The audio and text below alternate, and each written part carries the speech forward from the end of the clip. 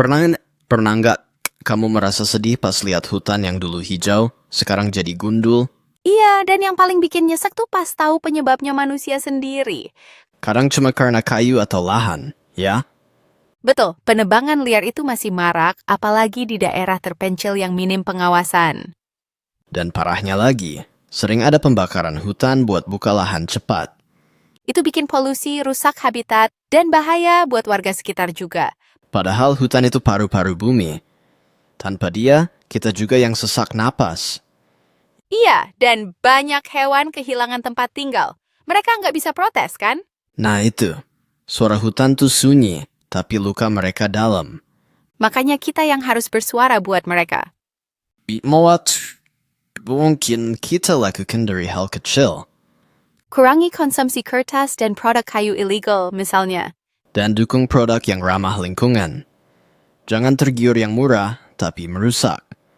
Edukasi juga penting. Anak-anak harus kenal pentingnya hutan sejak dini. Aku setuju. Alam itu guru terbaik, tapi kita sering abai belajar darinya. Dan kadang kita lupa hutan bukan tempat piknik semata. Ada kehidupan di sana. Bener banget. Kita cuma tamu. Harus tahu diri. Bayangin kalau rumah kita didatangi orang terus dibakar dan dirusak. Marah pasti.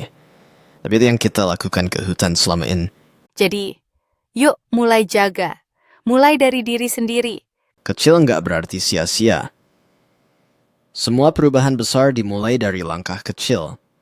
Kalau kita bisa dengar suara sunyi hutan, mungkin kita lebih berhati-hati. Dan semoga suara kita bisa jadi gema yang menggugah banyak orang. Amin.